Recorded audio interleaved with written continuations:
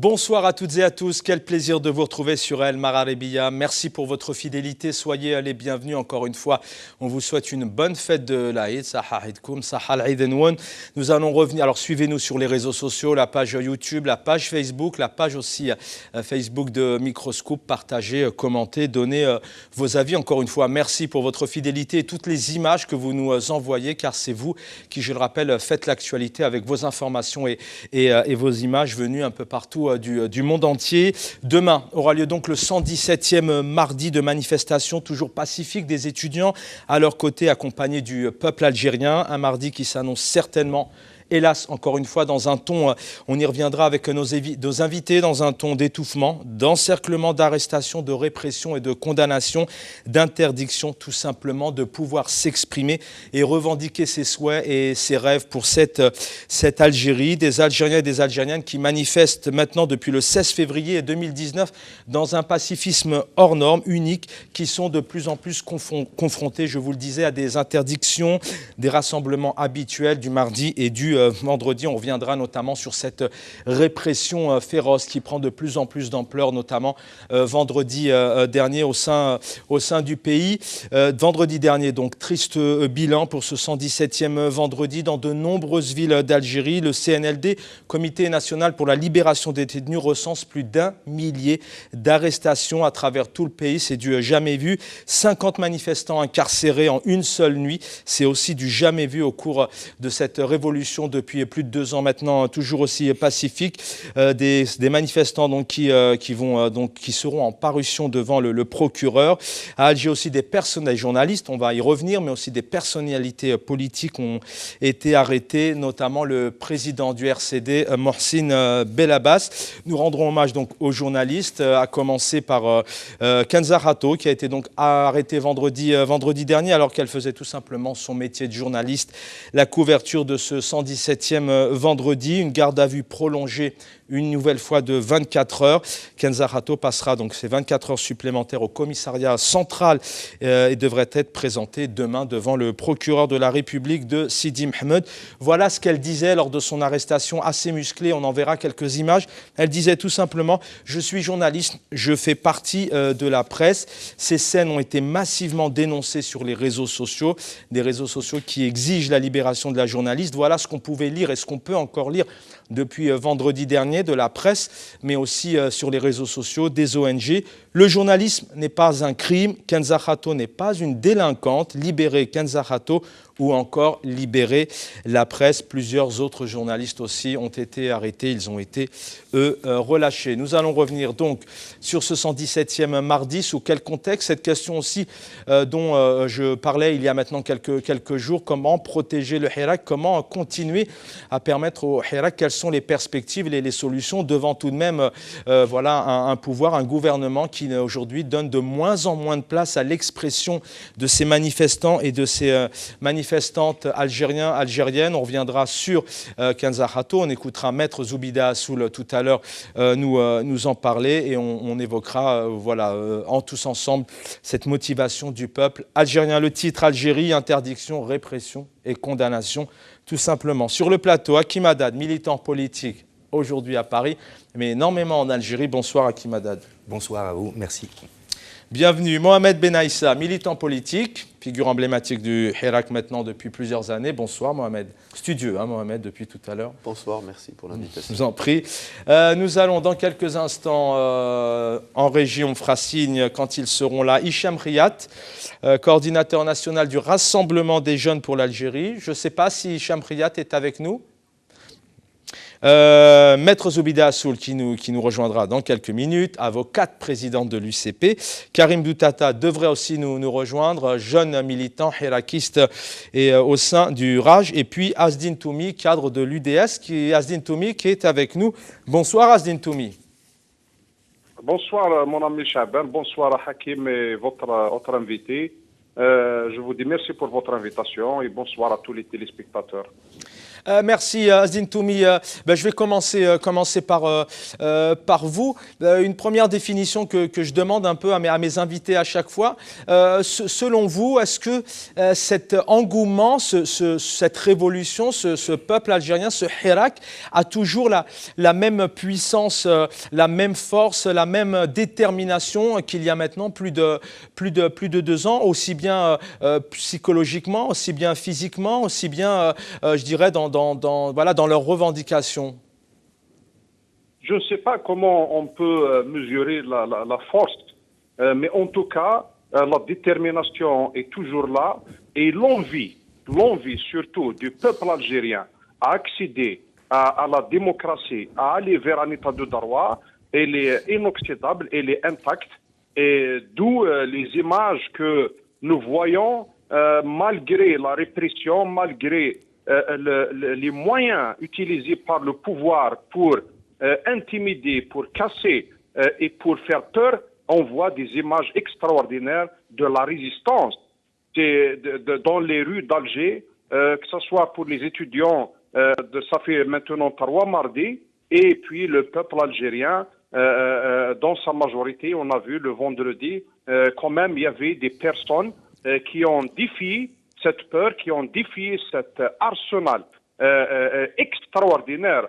Moi, j'ai fait un tour à Alger le vendredi et j'ai fait plusieurs quartiers et le dispositif sécuritaire il est sans précédent et on a vu comment le peuple, d'une manière extraordinaire et d'une intelligence certaine, comment il a évité l'affrontement avec les forces de l'ordre.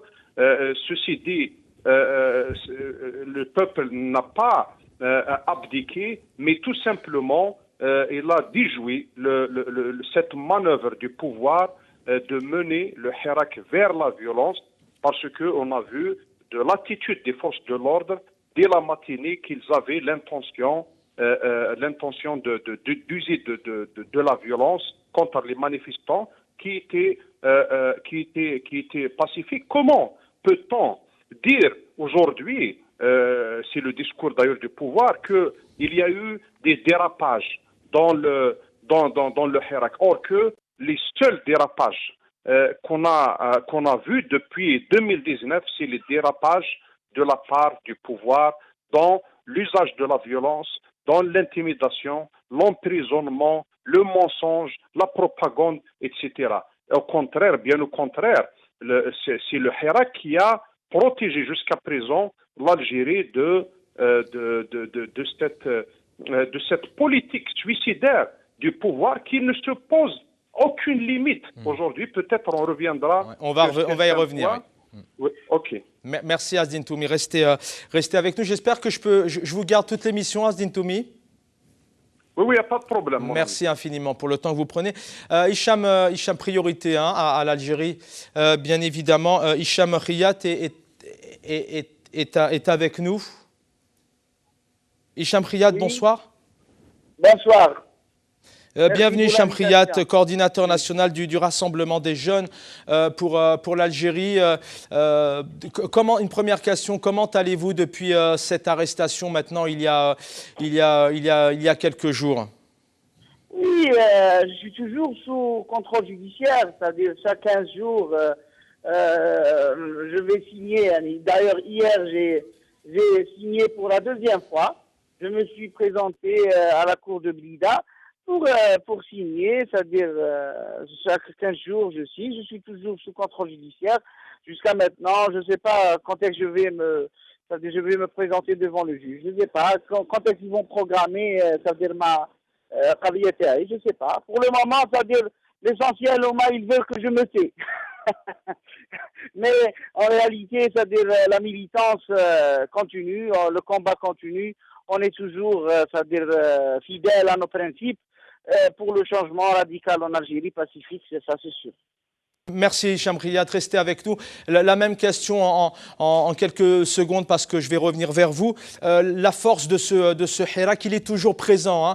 Les Algériens et les Algériennes sont toujours présents, parfois en nombre quand ils peuvent, parfois en demi-teinte aussi. Il y a une révolution sur les réseaux sociaux. Hein. On le dit On le dit à chaque fois, hein, ce n'est pas parce que les personnes ne sont pas dans la rue qu'elles ne continuent pas cette révolution.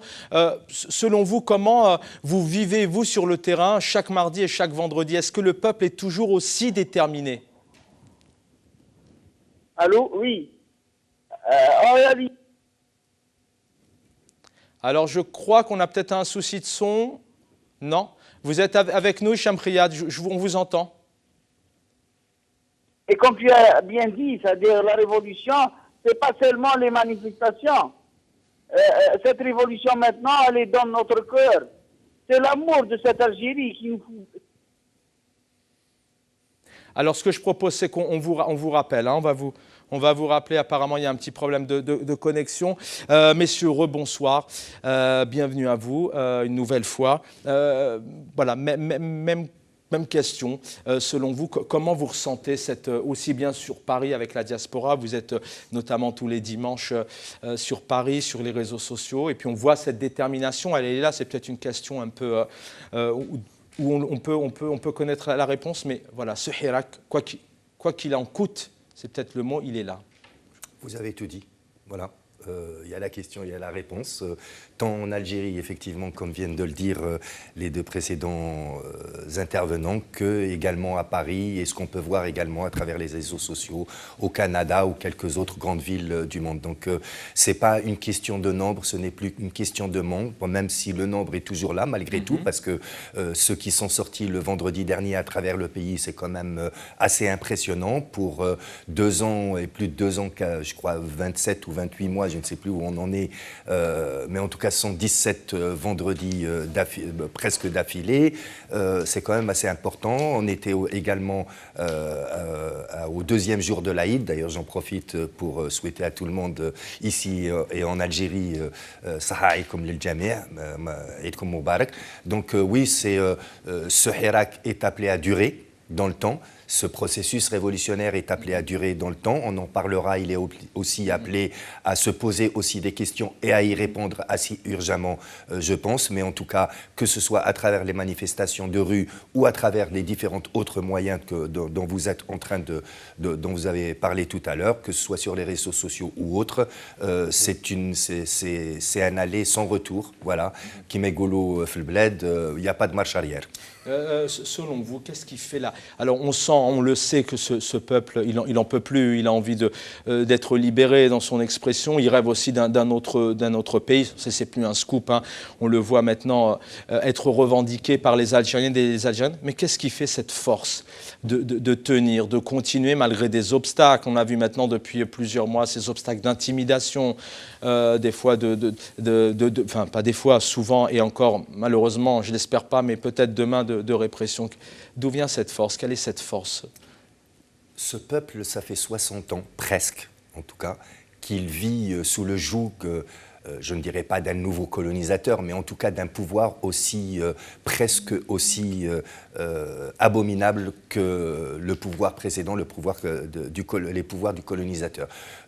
Et même s'il a été patient, même s'il a beaucoup supporté, et même s'il a également beaucoup fait de choses, des mouvements, il y en a eu à travers l'histoire de l'Algérie indépendante, et il a aussi beaucoup payé, on ne va pas revenir sur tous les mouvements populaires, citoyens qui ont eu lieu depuis des années, cette fois-ci, il se dit c'est la bonne. Voilà, il se dit c'est la bonne, y compris, je pense, et c'est ce qu'il faut qu'on garde et qu'on maintienne, et j'ai confiance, y compris parce que nous avons la meilleure arme cette fois-ci, c'est la question de la silmiya. Voilà. Donc, et quoi qu'il nous en coûte, et quoi qu'il coûte aux Algériennes et aux Algériens qui sont sur le terrain en Algérie, eh ben ils continuent et ils en sont salués, et respect à eux tous et à elles toutes sur la silmiya. Donc, c'est un véritable mouvement de fond. Une vague de fond qui est en train de déferler sur l'Algérie, et au point où nous en sommes aujourd'hui, avec le ras-le-bol qu'il y a, effectivement, tout le monde y croit, même si tout le monde n'est pas dans la rue, tout le monde y croit, il se dit enfin, cette fois-ci, c'est la bonne. Et puis, je rajouterai juste une chose, c'est le retour aussi. C'est très important, le retour, je dirais, après 10, 15 ans, 20 ans de relative absence, c'est le retour de la jeunesse dans la pratique de l'activité politique, dans la pratique de l'activité citoyenne, tout simplement. Et ça, quand on a affaire à des jeunes, ils n'ont plus affaire qu'à des personnes avec un certain âge, qui ont été des militants depuis de longue durée, mais ils ont affaire à la jeunesse qui rentre dans le champ politique, et la jeunesse est majoritaire dans ce pays. Donc, l'avenir est à nous. Mohamed Ben Aïssa, vous avez donc ces 3 points de transition toutes faites. C'est vrai que, mais c'est important aussi d'avoir vos avis, et puis ça permet aussi de rendre hommage à cette jeunesse. Bon, d'abord, j'aimerais bien avoir aussi votre vision, votre analyse de ce Hirak. Est-ce qu'il est toujours aussi déterminé? Cette force qui me semble importante toujours à mettre en exergue, et puis cette jeunesse. C'est vrai que lorsqu'on regarde, alors encore une fois, c'est une réalité. Lorsqu'on regarde le gouvernement, le pouvoir, qui est assez vieillissant tout de même. Il y a des personnalités aujourd'hui qui ont 60, 70, 80, 90 ans. Et transition toute faite, c'est vrai que ce que vient de dire Hakim Haddad, on a aujourd'hui cette jeunesse qui, depuis des mois, a retrouvé la rue, a retrouvé sa citoyenneté, et puis c'est de plus en plus libérée dans la politique. En fait, il a dit une bonne partie de ce que pensent tous les Algériens. C'est que ce Hirak qui a apporté quelque chose de nouveau et qui est un petit peu à la fois très intéressant à observer, parce que en parlant des jeunes, en parlant de tout ce que a subi le peuple algérien, on est tous étonnés comment ça se fait, un peuple comme le peuple algérien, que tout le monde disait à un certain moment, attention, il ne faut pas que ce peuple-là sorte dans les rues. Rappelons Yahya, rappelons tous les politiques, juste là, la veille du Hirak, qui étaient là dans cette chaîne, Al-Magharibiya, plusieurs représentants de partis politiques disaient non, qui pouvait avoir le courage de demander au peuple algérien de sortir? Pourquoi? Parce que cette classe politique, comme le régime à la fois, ils ont été coupés de leur peuple, de la nation. Parce qu'ils ont tous été à un certain moment des pions, je ne sais pas, ils ont tous été dans le sillage du pouvoir. Donc ce peuple algérien, grâce certainement aux réseaux sociaux, à cette intelligence collective, a pu se redécouvrir, a pu dépasser tous les barrages. Nous aussi, on est étonnés. Personne ne peut vous dire que non, j'étais sûr, c'était prévisible. Oui, on savait que ce peuple allait se révolter. Mais de cette manière, de cette cadence, avec cette mémoire profonde. En fait, en sciences humaines, on parle de ce qu'on appelle l'inconscience collective. Il y a une certaine inconscience collective chez le peuple algérien qui est assez étonnante. À chaque fois qu'on voit les marches, depuis 2 ans, on va en aller-retour vers le passé permanent. Chaque jour qui correspond avec une bataille, avec la mort d'un shahid, avec tel événement historique, telle histoire qui a été détournée, on voit que le peuple se réapproprie à chaque fois cette histoire. Donc ce qui est intéressant, pour moi, c'est cette profondeur qui, parfois, elle n'est pas vraiment assez développée, c'est un truc intuitif du peuple algérien. C'est un rêve inachevé. Je pense que c'est le rêve de l'indépendance, c'est le rêve de tout le mouvement national des années 30 jusqu'à le déclenchement de la guerre internationale, la guerre nationale. Donc tout ça est présent dans le Hirak d'une manière assez palpable. Donc du coup, on ne pourra jamais couper, on ne pourra jamais briser ce Hirak, malgré qu'on parle des jeunes d'aujourd'hui. On dit souvent, ouais, les jeunes d'aujourd'hui ne connaissent rien de l'histoire. La preuve, c'est ces jeunes d'aujourd'hui qu'ils ont pu maintenir. C'est eux qui maintiennent le Hirak avec leurs slogans. Moi, chaque jour, chaque vendredi, je découvre les slogans et je dis, mais moi, si je m'assois à table et je commence à écrire, je ne pense pas que j'aurai l'intelligence et la finesse de faire des slogans de cette manière. Donc, on salue tout l'effort accompli depuis 2 ans par ce peuple-là. On dit, grâce à lui, grâce à ce peuple-là, on est là en train de parler. Sans ce peuple, on sera. C'est pas du populisme.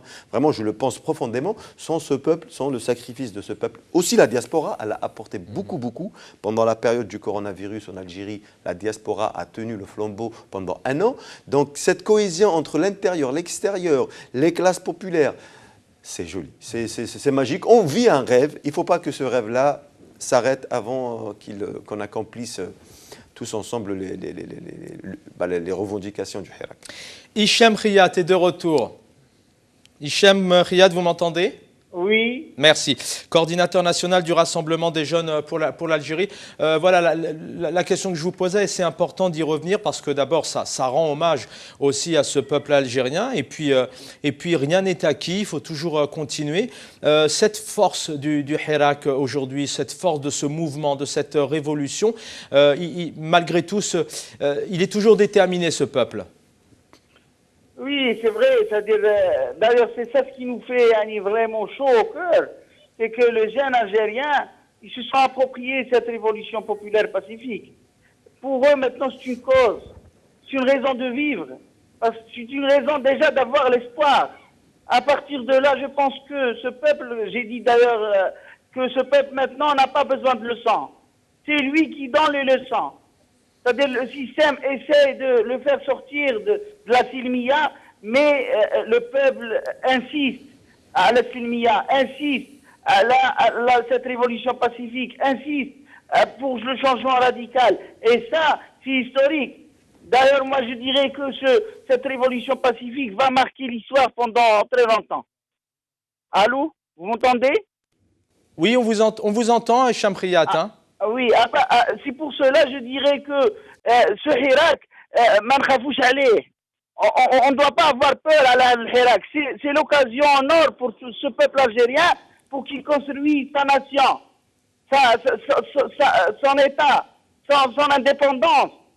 Le Hirak lui-même, moi quand je parle avec les militants, avec les jeunes, avec beaucoup de gens, ils me disent clairement que si ce Hirak, c'est lui l'espoir de cette Algérie.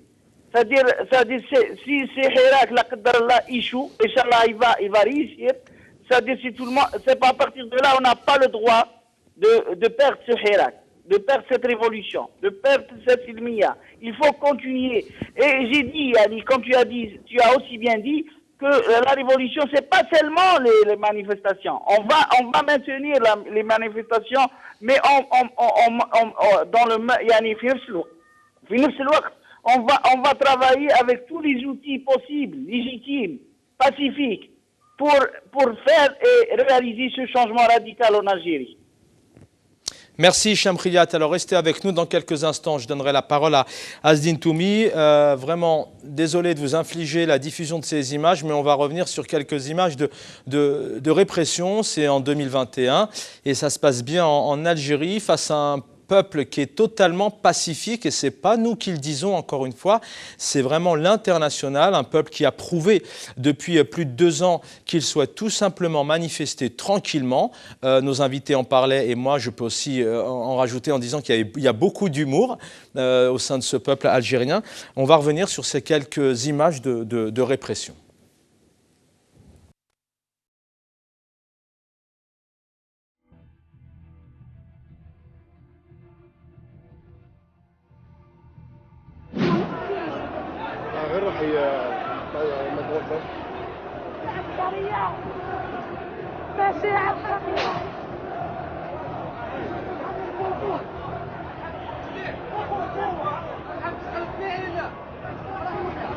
Ai, não vou, senhor, é um lavabo.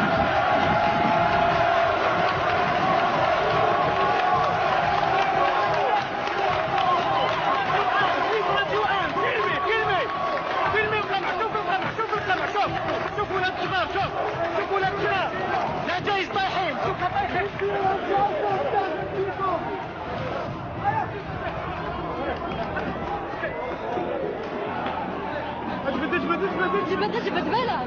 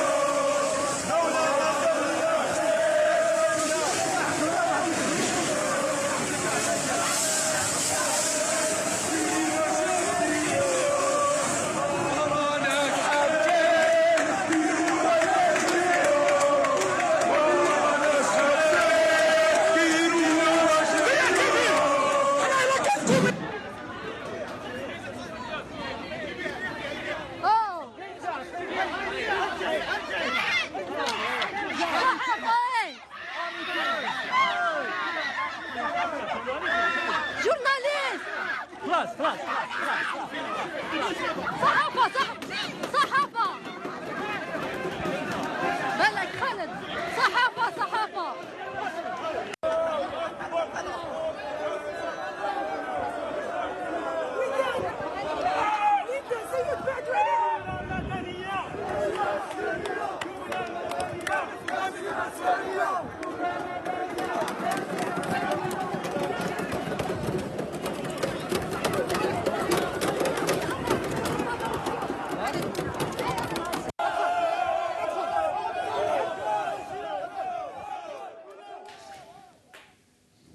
Voilà, vous l'avez vu sur ces quelques images, malheureusement, donc une répression qui est de plus en plus présente. Maintenant, depuis plusieurs mardis, la capitale est totalement fermée. Nos invités, nos intervenants en Algérie ont évoqué que chaque mardi, les arrestations en nombre et arrivés au commissariat, on leur propose de signer un document qui atteste qu'ils ne ressortiront plus. On tente de les obliger. Enfin voilà, en tout cas, les retours que nous avons, notamment des militants, des Algériens et des Algériennes qui vivent en Algérie. Asdin Toumi avec nous. Oui, rebonsoir. Oui, rebonsoir Asdin Toumi. Alors Asdin Toumi, nos invités sur le plateau et longuement vous aussi, vous l'avez évoqué maintenant depuis plusieurs mois, la force numéro 1 qui permettait quelque part au gouvernement, aux forces de l'ordre algériennes de ne pas entrer en contact et en répression, c'est ce pacifisme. Le pacifisme est toujours présent. En l'occurrence, la répression est en train de prendre une ampleur de plus en plus forte, une répression de plus en plus féroce. Donc, comment aujourd'hui peut faire le Hirak pour ne pas être confronté à cette répression? Parce que malgré tout, elle est présente, elle est physique, elle est intimidante. Il y a aussi des séquelles psychologiques quand on voit des jeunes aussi être arrêtés. On pense aux jeunes chétouanes, mais pas que. On pourrait en citer des centaines maintenant. Rien n'arrête le gouvernement malgré ce pacifisme.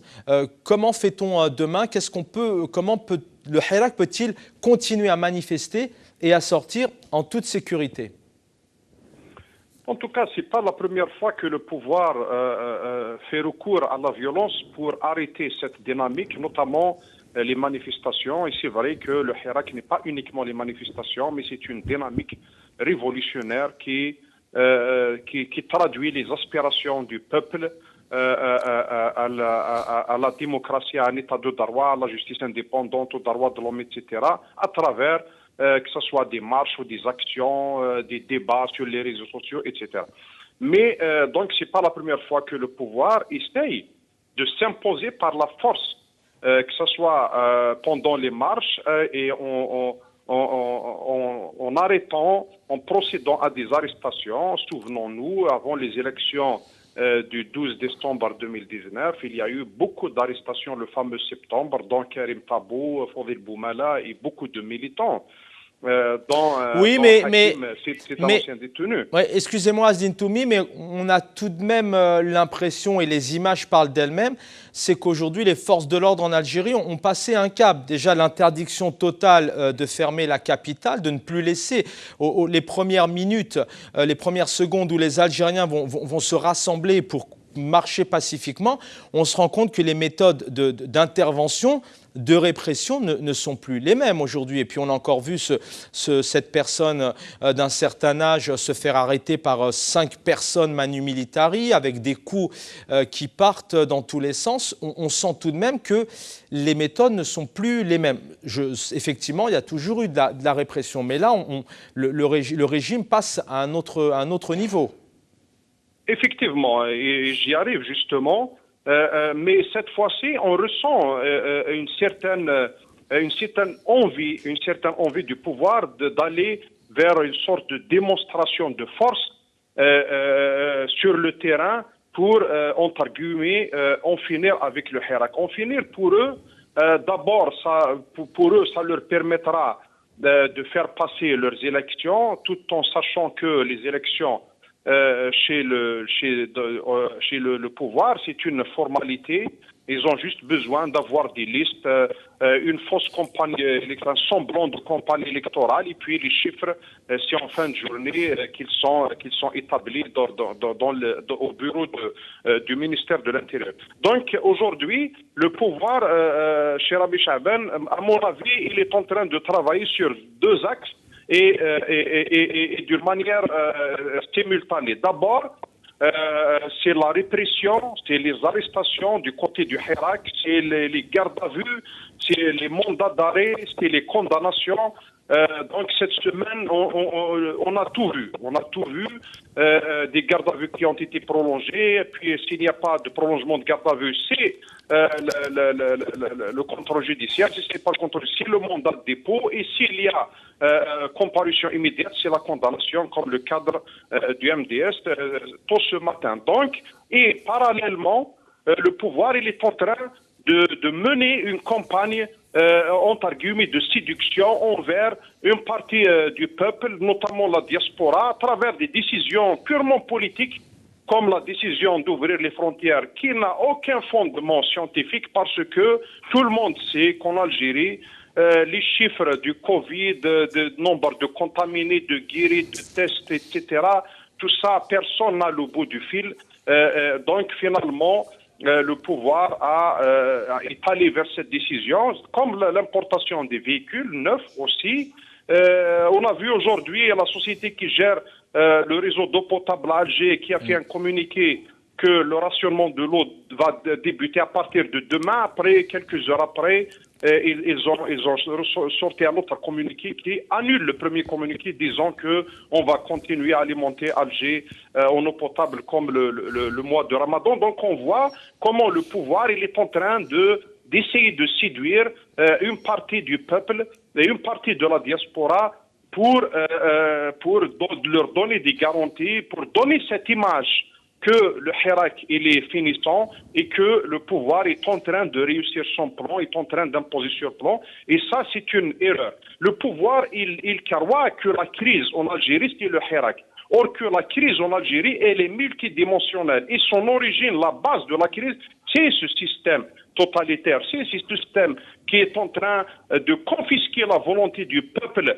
depuis 62. C'est ça la vraie crise. Le pouvoir, il veut montrer que tous les problèmes que vit le citoyen aujourd'hui, c'est en relation avec le Hirak, et c'est pour ça qu'il le diabolise avec toutes les, en le traitant en disant qu'il est infiltré par des terroristes, qu'il est infiltré par des séparatistes et qu'il est comment dirais-je, extrémiste, etc.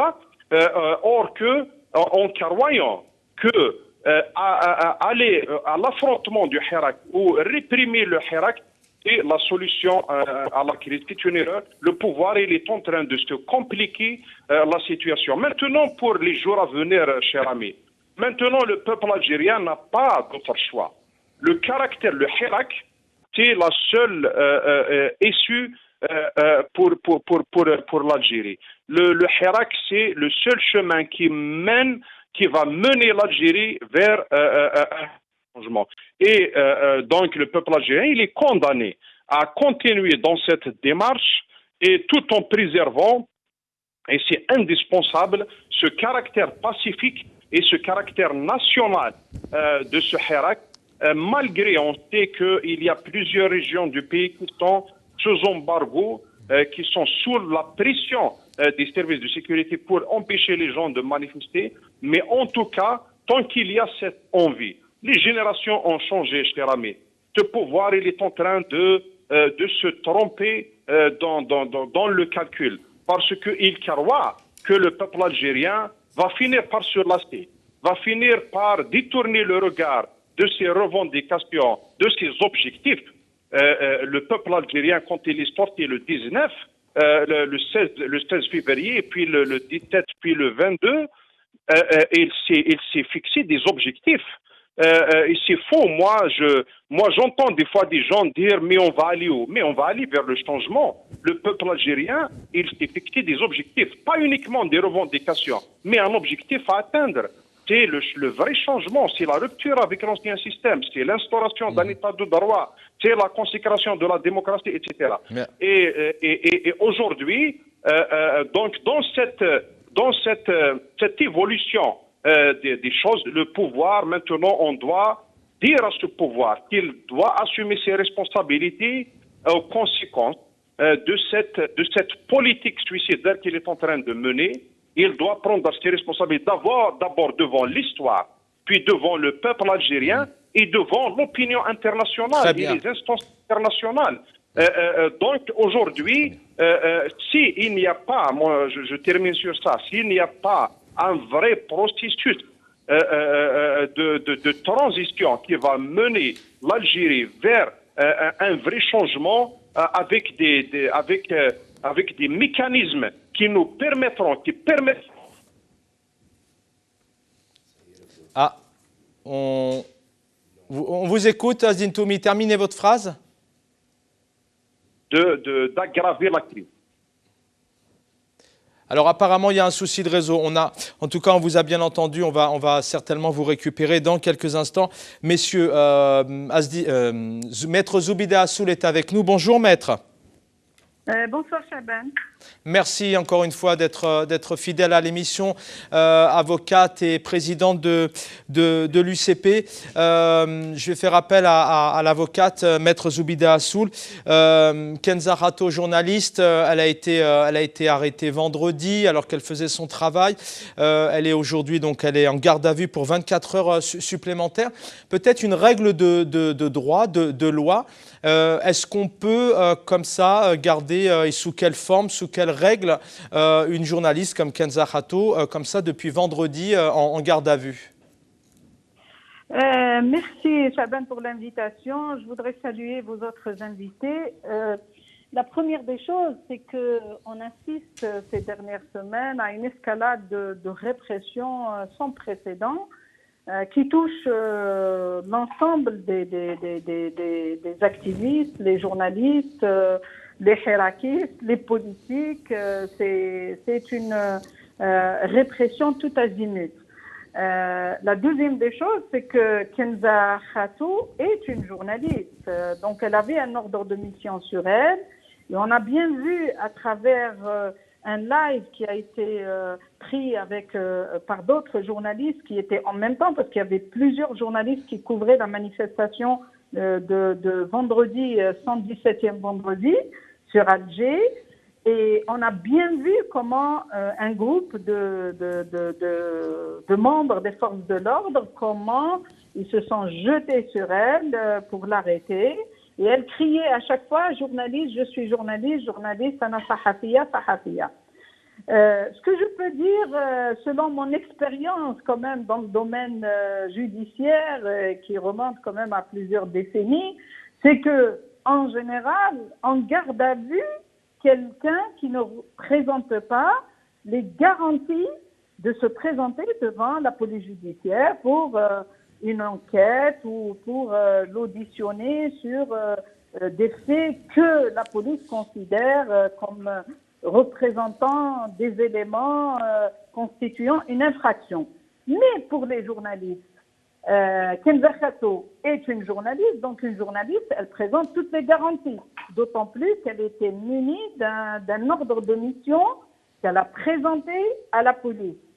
D'abord, elle a été traitée brutalement au moment où elle a été arrêtée, et ça, tout le monde a dû le constater.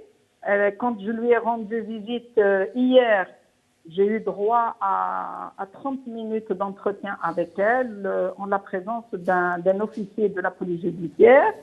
Elle avait une égratignure au niveau de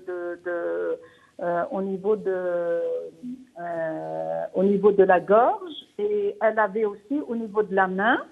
Ce que je peux dire, c'est que juridiquement, Kenza Khato, en tant que journaliste, on n'a pas le droit de la garder à vue parce que la Constitution, la loi sur l'information, combien même il y aurait une infraction qui est liée à l'exercice du métier de journaliste, ça ne mérite pas d'abord qu'elle soit gardée à vue, et en plus, ça ne mérite pas qu'elle soit gardée autant de temps. en général, quand on garde quelqu'un au-delà de 48 heures qui sont prévues par la loi au niveau des services de sécurité, quelle que soit la nature de ces services-là pour l'enquête préliminaire, on ne peut demander la prolongation d'une garde à vue par le procureur de la République que lorsqu'il s'agit d'un crime ou d'un délit grave qui touche à la sécurité du pays, au terrorisme, au trafic d'armes, c'est-à-dire vraiment une infraction gravissime. Or, Kenza Khato, qu'est-ce qu'elle a fait? Elle est en garde à vue depuis vendredi 14 heures. Et même aujourd'hui, j'ai été au tribunal Abban. Je pensais qu'elle allait être présentée devant le procureur de la République. Hélas, ce ne fut pas le cas. On va attendre encore demain. J'espère que demain, en tous les cas, dans tous les cas, les deuxièmes 48 heures de prolongation seront achevées demain. J'espère que demain, elle sera présentée devant le procureur de la République. Donc, effectivement, c'est quand même un précédent très grave de garder une jeune journaliste quand même 2 fois 48 heures en garde à vue. C'est quand même un précédent très très grave et jusqu'à présent, on ne sait pas qu'est-ce qu'on reproche à Kenza Khato. Tout ce que je peux vous dire, c'est que lorsque j'ai eu l'entretien avec elle, elle m'avait dit que lors de l'interrogatoire au niveau de la police judiciaire, toutes les questions étaient sur son métier de journaliste. Oui. Qu'est-ce que vous couvrez? Comment vous couvrez? Qui vous donne les orientations pour couvrir le Hirak? Qu'est-ce que vous couvrez, etc. Donc, c'est lié à son métier de journaliste. Merci. Donc, ça, pour moi, c'est quelque chose, c'est un précédent assez grave. Maître Zoubida Assoula, avant de vous libérer, alors là, je vais parler à la politique, présidente de l'UCP. Il y a quelques semaines, quelques jours, vous avez été intimidé avec notamment une tentative qu'on puisse embarquer votre véhicule, l'intervention directement du ministère de l'Intérieur.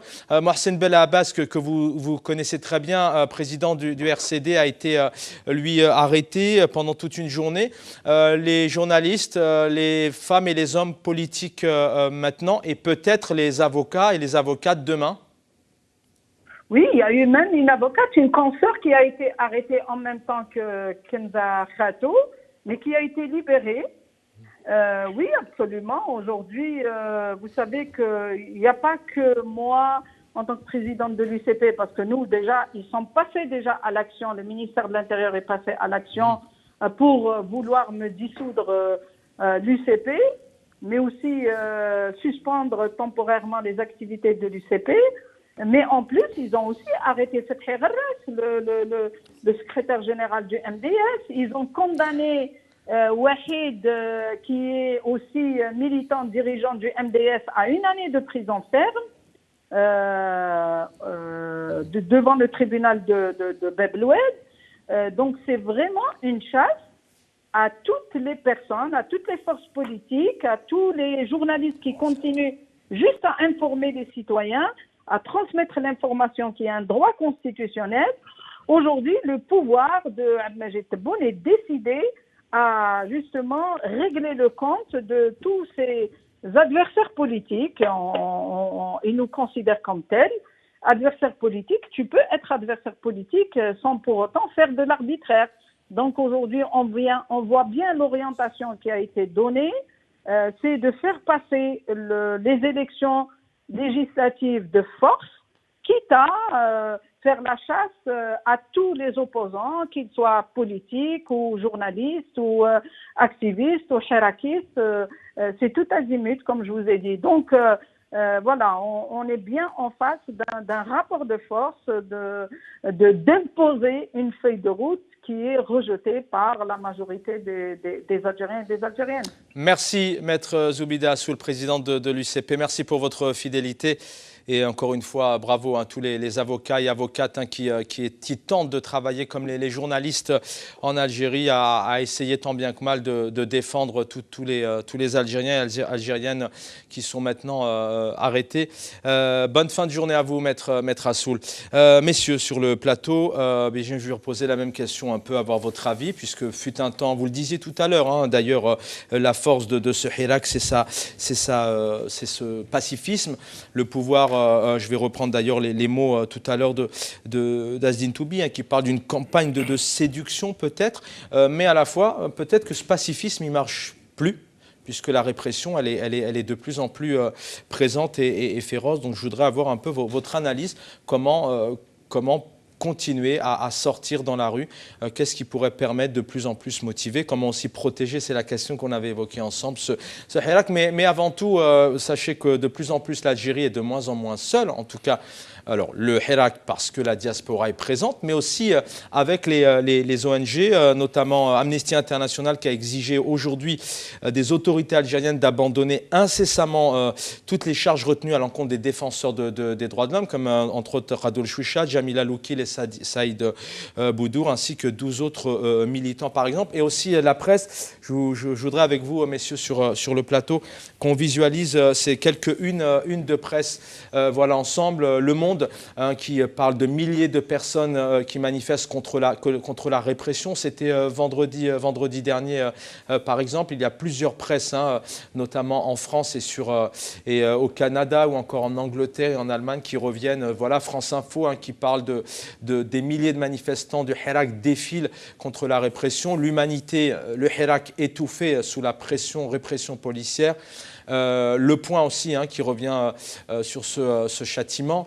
Entre autres, France 24, répression d'une marche du Hirak à Alger, des opposants et des journalistes arrêtés, notamment, et on voit toujours ces pancartes avec We are peaceful. Algérie, plusieurs interpellations lors d'une marche du Hirak, plusieurs journalistes arrêtés, entre autres.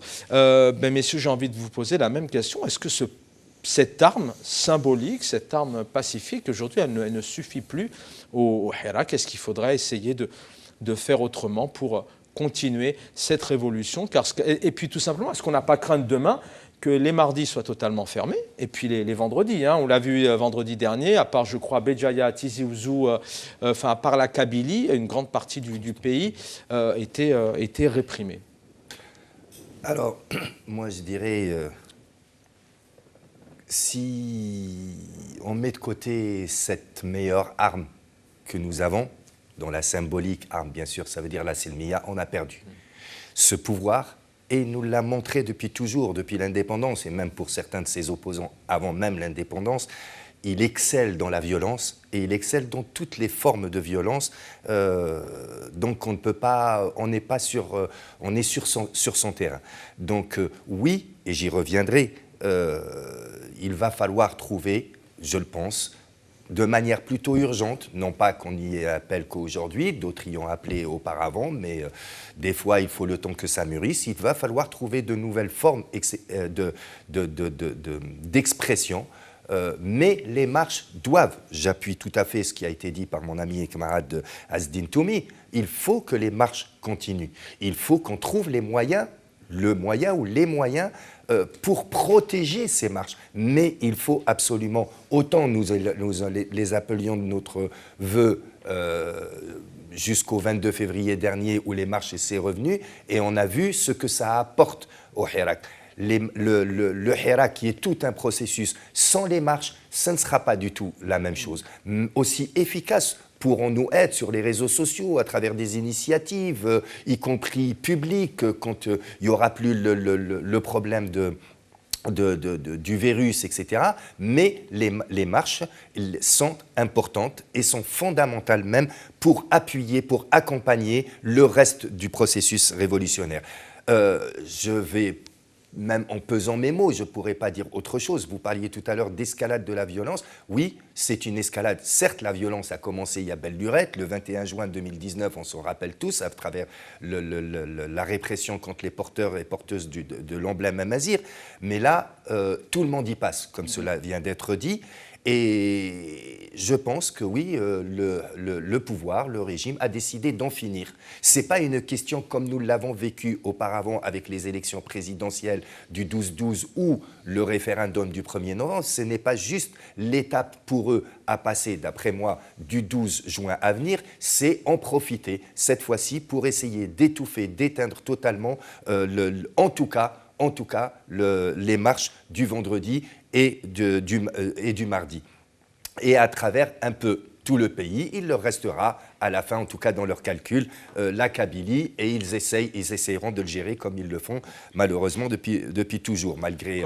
Juste pour en venir, maintenant, quand on a dit ça, excusez-moi, mais effectivement, il faut répondre à d'autres questions. Il faut, je pense, alors ce mot, je sais qu'il rébute beaucoup de gens, je sais qu'il faut que s'organisent des gens au sein du Hirak. Alors moi, je n'appelle pas que le Hirak s'organise, et on n'a jamais appelé à ça, mais il faut alors, que il des est organisé entités... déjà, je pense. Hein, il est de toute façon... Pour d'être dans la rue et depuis 2 ans et demi, enfin vous... Sans vous une êtes vitrine tous sur de des cassé. conférences, enfin je pense qu'il est organisé aux 4 coins du monde. De fait, voilà. Mais il faut qu'il se donne les moyens de perdurer. Et il faut, à mon avis, qu'il y ait des gens dans le Hirak, qu'il y ait des gens du Hirak, qu'il y ait les partis politiques, les représentants, les militants des partis politiques, des différents mouvements politiques, qu'ils soient agréés ou non agréés, peu importe, qui participent à la protection de ce Hirak. C'est dans ce sens que je pense qu'on n'a peut-être pas trop le temps d'en parler, mais qu'il faut qu'il se donne le moyen de protéger la continuité de ces marches qui sont fondamentales pour la victoire, la victoire que nous souhaitons. Et juste pour dire qu'il ne faut pas se faire d'illusions, à mon avis, j'espère me tromper, mais cette répression ne s'arrêtera pas le 12 juin ou ne s'arrêtera pas d'ici le 12 juin. Elle va continuer cette fois-ci. Il faut qu'on se le mette dans la tête sérieusement. Ils ont décidé d'en finir avec nous. Donc oui, il faut qu'on donne les moyens et qu'on trouve les moyens tous ensemble en Algérie et à l'extérieur, de protéger ce Hirak. Et juste je voudrais juste avoir votre réaction en 1 minute et je vais donner la parole à Mohamed Ben Aïssa et puis tour de parole, ça sera juste derrière Hicham Riyad. Non mais gardez la parole, je voudrais juste avoir rapidement votre réaction sur, effectivement, à la fois il y a une répression, les ordres sont donnés pour arrêter cette journaliste comme ça, Manu Militari ou cette personne âgée entre autres, hein, pour les citer que, mais à la fois il y a aussi peut-être effectivement cette campagne, en tout cas il y a des gestes qui sont faits, effectivement l'ouverture des frontières, et puis à la fois cette eau potable qui serait distribuée d'une manière un peu plus courante, même si normalement, encore une fois, en Algérie, on devrait avoir l'eau courante maintenant en 2021.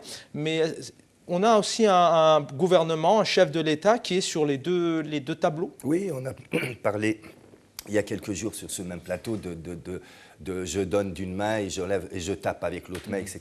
Ça ne marche plus, ça. L'ouverture des frontières, c'est super. Voilà, moi le premier, je serai dans l'un des premiers vols, j'espère en tout cas, pour aller renforcer les rangs des manifestants. Et je pense qu'il y en aura d'autres qui feront pareil. Voilà. Donc ils ne vont pas nous acheter, ils ne vont pas nous faire taire.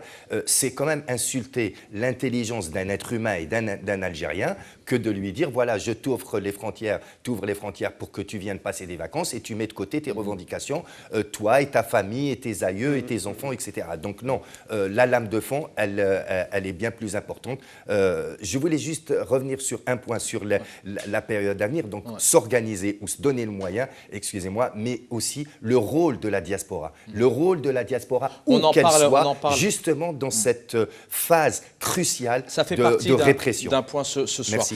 Vous avez la parole, Mohamed Ben Aïssa. Bien écoutez, je vous relance sur les 2 points. D'abord aussi cette campagne un peu ces gestes de la part du chef de l'État, puisqu'ils sont tout de même là. Quelle lecture et quelle analyse vous en avez? Et puis aussi ce pacifisme, est-ce qu'aujourd'hui il suffit réellement? Puisque là, on voit que le pouvoir, le gouvernement, les forces de l'ordre se contrefichent de ce pacifisme. Ils y vont Manu Militari.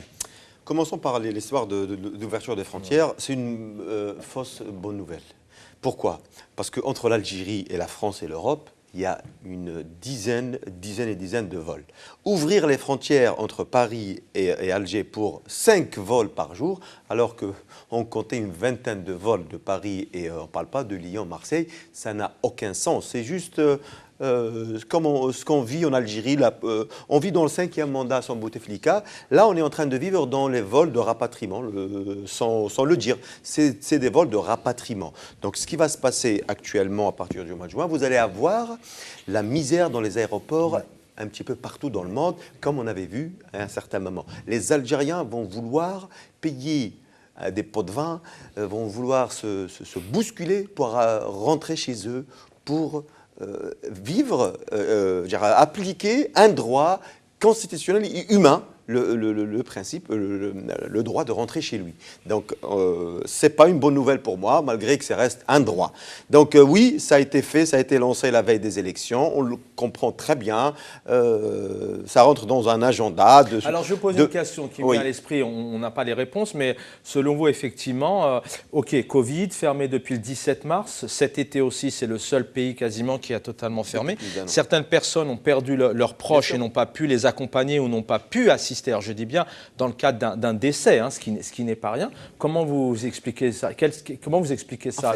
Pourquoi avoir infligé ça à une minorité de personnes qui malheureusement ont perdu un proche et n'ont pas pu s'y rendre? Pourquoi cette sentence? En fait, le pouvoir algérien, on le connaît maintenant plus qu'ils nous connaissent. Donc, il s'est vengé de son peuple, tout simplement.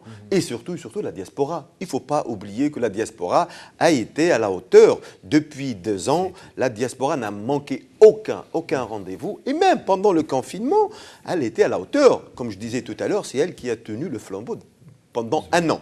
Donc, la règle d'or qui a été appliquée dans tous les systèmes où il y a les dictatures.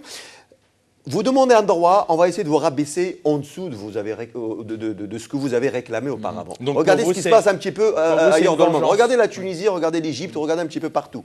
Là, ils sont en train de regretter les anciens dictateurs. En Algérie, on a chassé Bouteflika, on voulait chasser tout le système. Là, ils veulent un petit peu nous faire croire que non. Peut-être Bouteflika était mieux que Tebboune. Donc c'est la même dynamique. Revenons un petit peu à ce que tu disais tout à l'heure sur l'escalade. Certains disent que jamais Abdelaziz Bouteflika aurait peut-être laissé ses ressortissants un peu aux 4 coins de la nature, aux 4 coins du monde. Actuellement en Égypte, on demande à Sisi de laisser l'Égyptien juste vivre. Regardez où on est arrivé. Donc pareil, un droit d'avoir de l'eau potable, de rentrer chez lui, de sortir dans la rue, d'écrire sur Facebook, ça va devenir bientôt, pour ces dictateurs, une revendication, une demande populaire. Donc revenons à ce que tu disais sur l'escalade. L'escalade était prévue, ça a été fait comme il a été rappelé. Oui, et puis surtout ce pacifisme qui, pour apparemment les forces de l'ordre, ne suffisent plus. Il y a des ordres qui sont donnés pour être aussi présents en termes de répression. Oui, mais en fait, les forces de l'ordre, il faut rappeler que le 116e vendredi était un échec pour eux. Pourquoi un échec? Parce que ni la police ni les renseignements ont vu venir le changement d'itinéraire des marches. Donc ça, c'était une grande gifle apportée par ces foules qui ne sont pas organisées. Donc le vendredi 117 correspond au deuxième jour de l'Aïd. Il n'y avait pas, les Algériens étaient occupés par autre chose. Après 1 mois de ramadan d'efforts, le vendredi 116, c'était pleinement dans le mois de ramadan et les rues étaient pleines. Donc le 117e vendredi, c'est normal. Même ici, dans la diaspora, on était occupé par autre chose. Et c'est là où ça tapait fort. Donc, c'est là où il faut dire au peuple algérien, aux militants, qu'il ne faut jamais déserter les rues. La police politique attend que ça. On a vu leur haine contre des militaires quand ils ne sont pas nombreux. Ils ne pouvaient jamais appliquer cette méthode quand les rues sont pleines. Après, ils essaieront avec tous les moyens, mais ils ne pourront jamais réprimer et arrêter et interdire le hirak pour la simple raison. Eux-mêmes l'ont inscrit dans la Constitution. Le hirak est devenu une valeur constitutionnelle. Comment on met une valeur constitutionnelle et le hirak béni dans la Constitution et en même temps vouloir l'interdire et le rendre le crime criminalisé? C'est pas possible, c'est plus possible. C'est un réel paradoxe. L'extérieur identifie le hirak comme un mouvement pro-démocratique. Comment un mouvement intérieurement est inscrit dans la Constitution, à l'extérieur qualifié comme pro-démocratique, maintenant on peut l'interdire en mettant un chercheur universitaire, en mettant des chefs de partis politiques en prison, en mettant des journalistes, des opposants politiques. On ne pourra jamais interdire. Sur le pacifisme, je termine là-dessus, on ne pourra jamais remettre en cause ce pacifisme. En fait, c'est un acquis de lutte. Sans le pacifisme, on ne sera pas tenu, on ne tenira pas 1 mois avec cette machine de répression. Donc le hirak a tenu pendant plusieurs ramadans, maintenant 2 ramadans, a tenu face à une Coupe d'Afrique où le peuple algérien aime le foot. Le Hirak a tenu malgré le coronavirus, le Hirak a tenu malgré les chaleurs, la pluie. Donc je pense que le Hirak va continuer, va vivre, les marches vont continuer jusqu'au bout. Il nous reste encore quelques minutes. Vous réagirez juste derrière, puisque nous avons aussi Hicham Riyad et Asdine Toumi. Hicham Riyad, c'est à votre tour, coordinateur national du rassemblement des jeunes pour l'Algérie. Demain, donc 117e mardi, le Hirak, les étudiants, ils seront présents, en tout cas, ils tenteront, ils voudront sortir toujours dans le pacifisme. Première réaction d'abord, cette arme pacifique, aujourd'hui, est-ce qu'elle suffit réellement? Et puis, à la fois, il y a un pouvoir, avec cette campagne peut-être de séduction qui fait des gestes, et puis un chef de l'État qui est aussi absent. Est-ce que vous vivez aussi l'absence de ce chef de l'État? Alors, il a été présent hier avec cette réunion, communiqué de presse sur les ouvertures des frontières, mais on ne l'a pas vu notamment sur les salades du Ramadan, par exemple. Et puis, à vrai dire, même au niveau de la répression, il est pas du tout présent, il ne réagit pas. En réalité, la crise en Algérie, moi j'ai toujours dit que ça dépasse un poste de président de la République. Le problème, il est plus profond. On a besoin déjà de construire un État. On a besoin déjà de faire des règles pour gérer cet État. On a besoin d'instaurer une démocratie. On a besoin de défendre la liberté de la presse, la liberté d'expression. Maintenant, en réalité, en Algérie, on est à la case départ. Malheureusement, la situation, elle est très grave.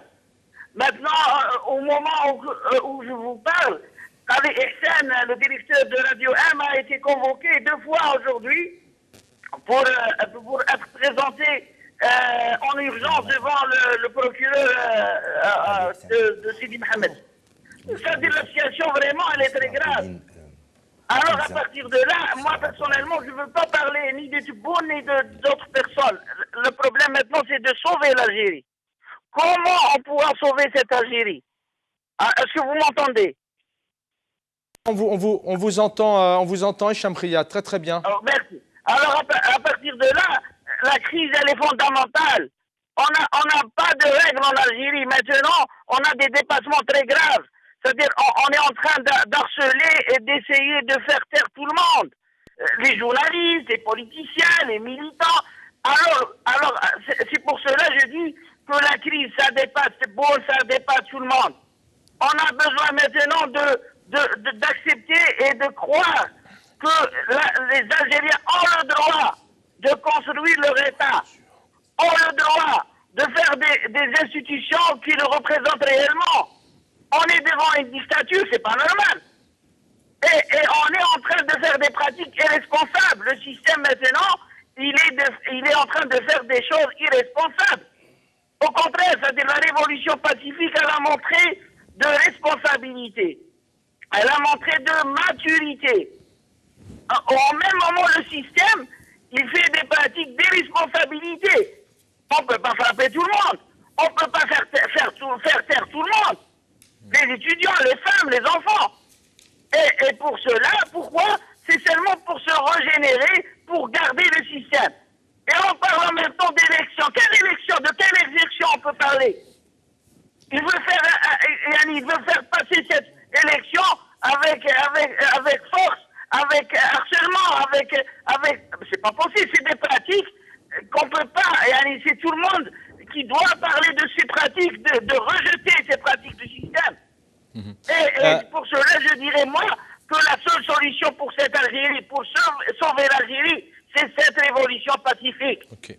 On doit faire tout, les militants, d'ailleurs de votre chaîne, je demande toujours à mes amis militants, à tous les politiciens, il faut on doit agir ensemble pour sauver cette Algérie. Parce que maintenant, c'est l'Algérie qui est vraiment en danger.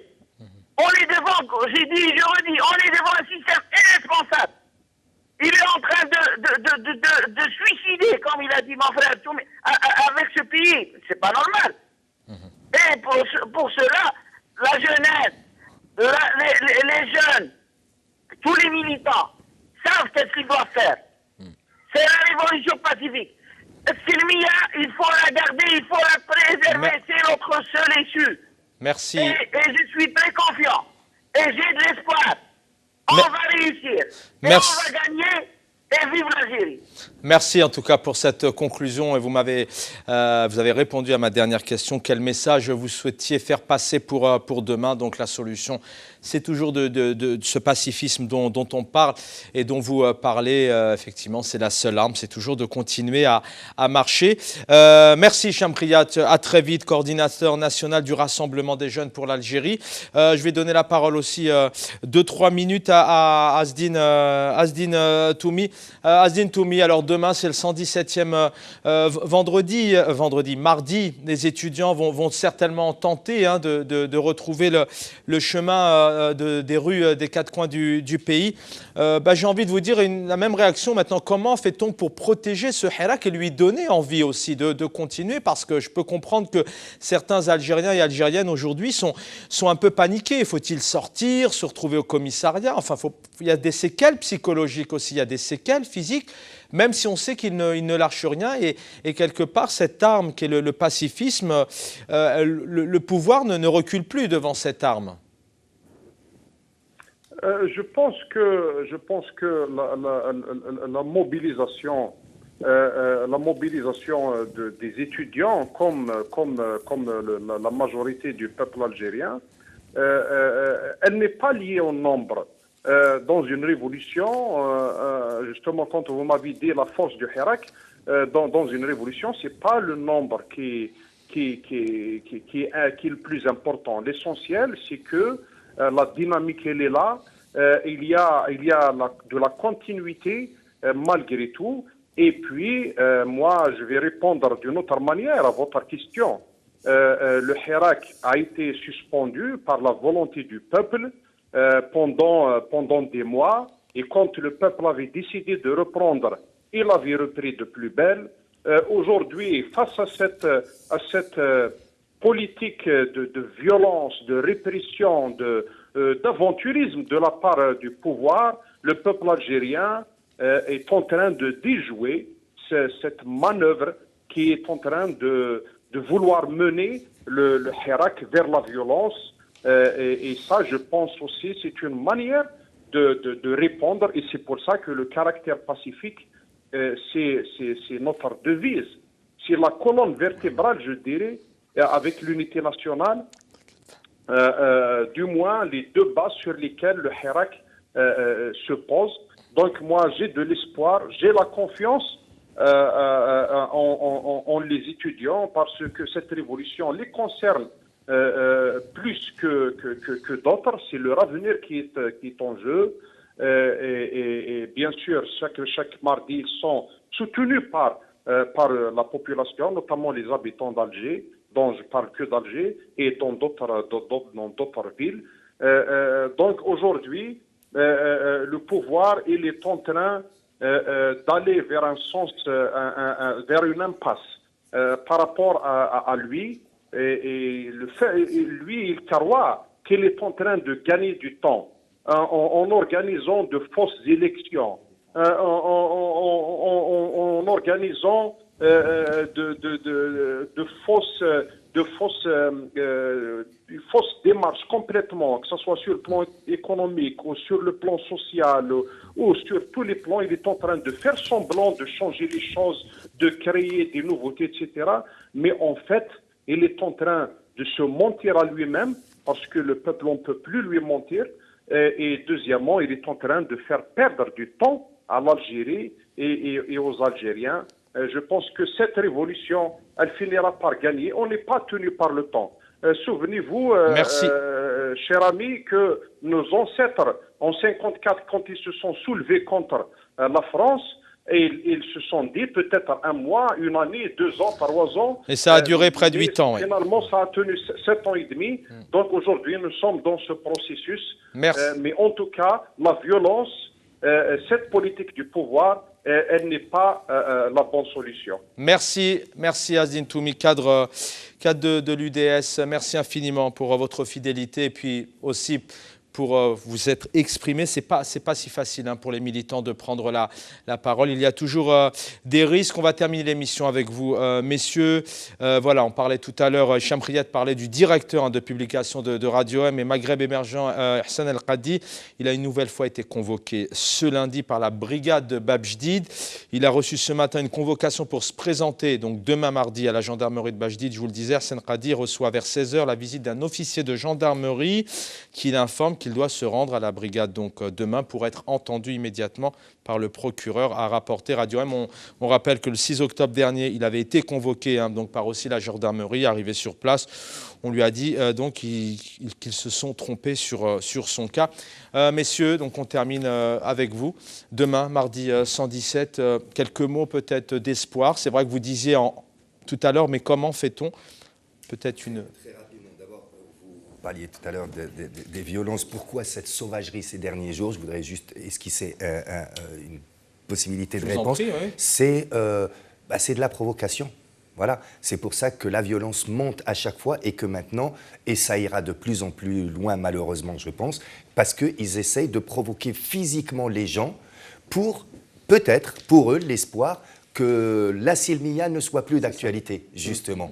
Et comme on le disait, ils savent gérer la violence, c'est avec ça qu'ils se maintiennent au pouvoir depuis tant d'années, et ben ils veulent qu'on fasse, on utilise la violence, et c'est justement ça qu'il faut qu'on évite le plus possible. Donc leurs provocations, elles ne sont pas gratuites. Vous savez, moi je ne crois pas au hasard, et je pense que tout ce qui, la manière que les arrestations, celui-là, après celle-là, après celui-là, ce n'est pas du hasard, c'est bien réfléchi. Ça ne marche pas. Tant mieux, parce que ce peuple est plus intelligent et plus perspicace, mais en tout cas, c'est étudié. Donc, ces provocations, c'est pour nous pousser à la faute, pousser à la violence, et malheureusement, on sait trop de fois...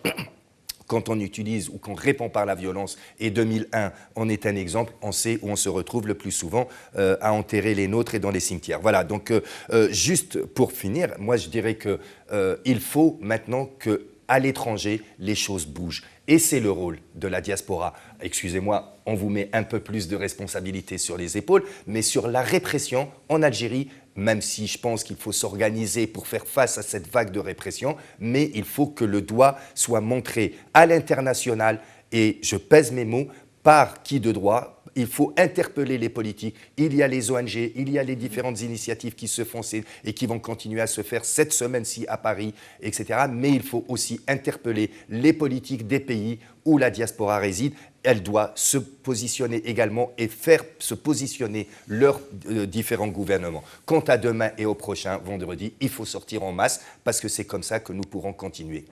Le message est passé, mais bien deux choses. Hein. Il nous reste 3 minutes d'émission, on va conclure avec vous. D'abord, est-ce que réellement l'international fait peur au pouvoir? Les ONG se manifestent, les médias en parlent. Il n'y a pas une semaine où tous les médias ne parlent pas de répression, même si la diaspora a une force. Et puis le message peut-être d'espoir, de motivation pour demain.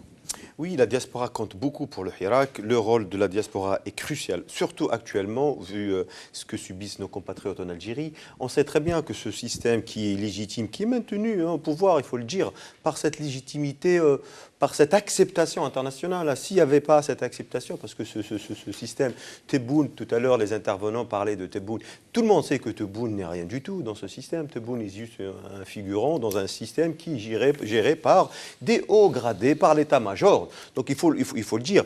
Donc nous, à l'extérieur, on a l'obligation de porter cette voix de ce peuple algérien qui subit depuis 2 ans, qui a montré son civisme depuis 2 ans. Donc il y avait plusieurs actions qui ont été faites. Donc le fait que les instances internationales qualifient ce Hirak d'un mouvement pro-démocratie, c'était déjà une réussite pour le Hirak. Parce qu'il faut rappeler que la stratégie du pouvoir, c'était de créer un ennemi de l'intérieur, qui était Rachad, les séparatistes, faire un petit peu ce qui s'est passé en Égypte et ailleurs, en Syrie, pousser vers la violence et dire voilà, vous préférez parler beaucoup plus. Ils veulent parler avec les instances internationales et les forces et les pays internationaux, les pays européens, leur dire que est-ce que vous préférez qu'on reste au pouvoir même si on est corrompu, même si on est des dictateurs, ou vous préférez des islamistes, terroristes, patati, vous savez, tous les istes, ils vont coller tous les istes. Donc le Hirak a déjoué cette communication, cette propagande, en affirmant Selmiya. Maintenant, la diaspora a inscrit, depuis le retour, depuis le 22 février 2021, elle a fait pas mal d'actions. Il y avait l'action de Genève, juste il y a un mois. On a vu juste après, il y a 2 semaines, dans une conférence de presse, le haut commissariat des droits de l'homme, il a encore retoqué l'Algérie. Il a utilisé des mots très sévères. Justement, il y a encore, donc, on a tout un agenda là d'ici le mois qui arrive, juste avant les élections. D'ici le 12 juin, il y a 3 actions phares. On a le 23 à Strasbourg devant le Parlement européen. Le Parlement européen est important, pourquoi? Parce qu'on a un accord d'association avec le Parlement européen, et dans la préambule, il y a le respect des droits de l'homme, des libertés, voilà l'article 2. Juste après, il y a le 29 à Genève, encore un acte 2, un rassemblement devant le Haut Commissariat des droits de l'homme. Le 6 juin, il y a une grande marche à Paris. Donc ça c'est juste avant le 12 juin. Et on va continuer à porter la voix des Algériens jusqu'au bout. On ne lâchera pas, quitte à payer le prix très cher, mais on ne lâchera pas. Merci à vous, messieurs. Algérie, 2 points, interdiction, répression, condamnation. C'était le titre de l'émission. Hakim Haddad, militant politique. Merci d'avoir été avec nous. Mohamed Benaïssa, militant politique. Merci aussi pour votre fidélité. Et puis, ce n'est pas facile non plus pour les personnes qui vivent en France de s'exprimer. Hicham Riyad, coordinateur national du Rassemblement des jeunes pour l'Algérie. Maître Zoubida Assoul, avocate et présidente de l'UCP. Asdin Toumi, cadre de l'UDS. Merci les garçons en régie d'avoir réalisé techniquement cette émission. Merci à Nazia d'avoir préparé à mes côtés les réseaux sociaux. À très vite sur El Mararabia. Je vous souhaite une belle fin de journée.